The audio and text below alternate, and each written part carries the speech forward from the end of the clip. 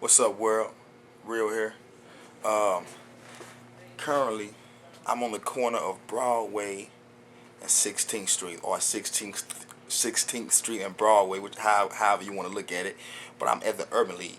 The Urban League has been known to be a pillar of the community for years. So I'm gonna give a background on the Urban League later. But I'm here at the Urban League for a particular reason at this point in time.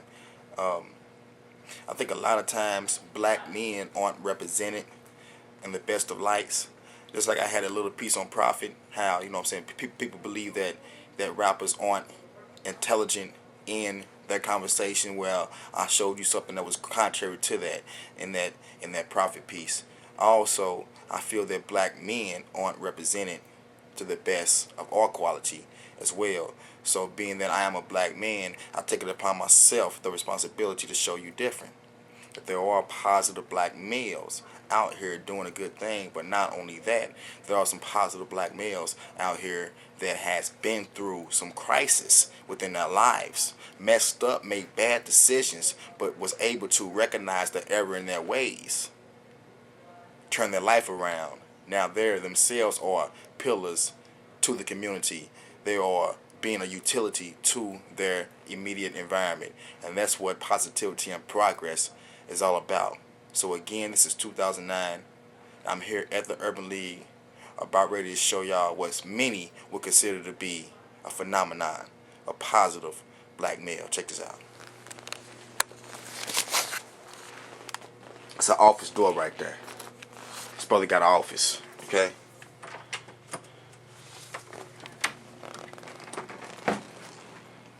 What's up, my brother Aubrey? What's going on with you, man? All right. I don't mean to barge in on you like this. You know how I do it, though, man. I just pop up on people, man. I catch you at your most vulnerable moment, man. Ain't no rehearse, nothing like that, man. Good, yeah. What's going on with it, man? Nothing for you turn the camera on. That's how. Hey, this is called Real Productions. You know what I'm saying? We keep it real, Real Productions. No doubt. But yeah, I just go ahead. I stopped by, man, because I had met you at 96.5. You was on the radio. Right. Doing a presentation, helping the brothers out, helping Rasan X and Prophet. If the audience don't know who Prophet is, he is formerly of the Nappy Roots. You know, he was up there helping them brothers out. Also Right. with Miss Attica Scott. You know, y'all was on a real topic, black leadership, which also brings me down here today on the same topic, black leadership, because you yourself is a black leader yourself. Right. You think you tell the That's people, tell the audience your name, you know, where you come from, you know, a little bit about yourself? Okay. My name is Aubrey Williams. I'm from Louisville, Kentucky, born and raised in the West End. Probably considered one of the worst parts of town.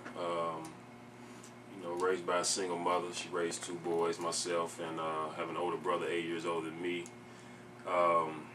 We both basically got into all the wrong things. My older brother actually was in a gang, and as I said, he's 8 years older than me, so when he was 16 or so, I was about 8, and I would get out of elementary school and be under my brother's wing, but he'd be with this gang, and they'd be beating up guys in the alley and smoking weed and doing their thing. But at such a young age, they basically set a definition of what black masculinity meant for me.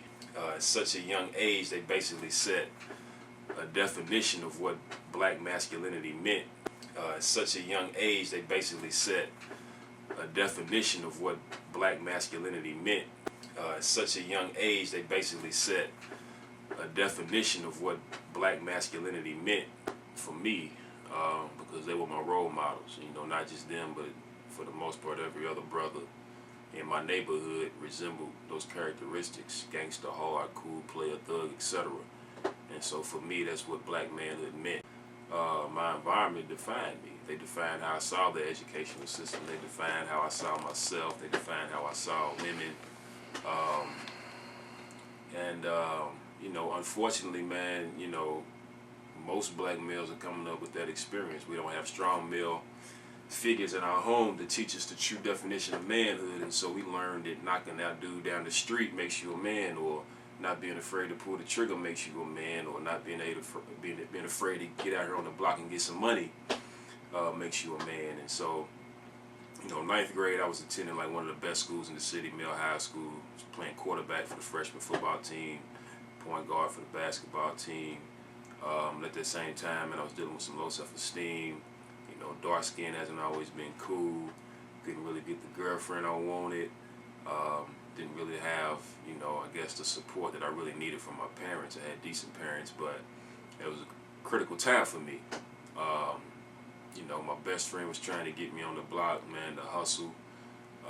And I was dealing with all of these normal adolescent growth issues within myself, trying to figure out my own identity and my own path. And basically, man, I ran to the streets, which was already pulling on me. And quit playing ball and, started hustling, man, making money. And basically, man, got put out of Mill High School that year. My grades dropped. You have to maintain a certain GPA to stay at that school. Next year, I went to Wagner High School. Some cats in my neighborhood had robbed me, so I took a big machete to school to protect myself because I felt like they were going to try to jump me at school. Got put out of there. They wanted to send me to Butyl, as we know, the alternative school. Long story short, man, I got kicked out of 5 high schools total.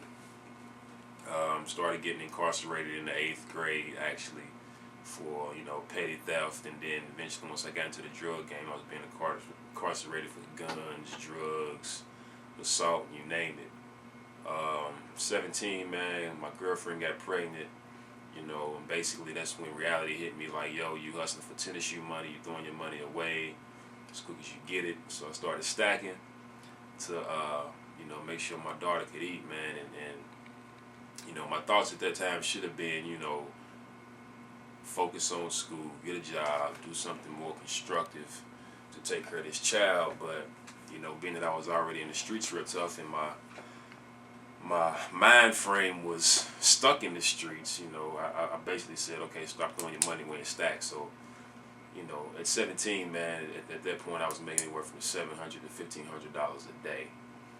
And to be so young, man, with so much money and to have no wisdom is a dangerous thing, because I always knew I wanted to be rich, but I didn't know what I wanted to do once I got the money. And so now, basically, I had the opportunity. My daughter was taken care of, but I also have the opportunity now to live out this ghetto fantasy, as I call it, that I always dreamed about, which is, to ride in the drop top and to have the gold teeth and to get the chains and the rings and all the things that come with that lifestyle of living. So now I'm 17 and able to afford all these things that I dreamed about. And that's what I did, man. I went out and I'm purchasing this and I'm purchasing that and I'm living my life and I'm young, and it was fun for a minute. But as time progressed, I actually became more empty with that lifestyle than I was when I first started selling drugs. And I realized it was all a facade, man, because, I was constantly watching my back, constantly going to jail. My friends who I had been friends since childhood, I could no longer trust. My mother's house was getting kicked in, you name it. Shootouts, fights, all of this on the regular, man, and it was just chaotic. And being that I was about 18 at this point in my life, and being that I had been in the streets since 14, that was pretty much all I knew. I had forgotten everything else. I had given up sports. I had given up on education. So basically, the streets was all I knew. And even though the lifestyle was uncomfortable at that point, I had everything materially a young person could want, but still was unhappy. But I accepted it as, okay, maybe this is just part of the game. And I just kept doing what I was doing because I didn't know how to do anything else. Brother owed me some money, man, and we had a small dispute. I beat him up. He came back 15 minutes later with a gun, and right before he pulled the trigger, man, I said, pull the trigger, I'm ready to die. And I told him I was ready to die, not because I was so big, bad, and hard, even though I did feel that I was. But my reason for saying I was ready to die was because America teaches us that it's all about what you can get, the biggest house, the finest car, the most beautiful woman, the finest clothes, etc. And if you don't have these things, you don't measure up.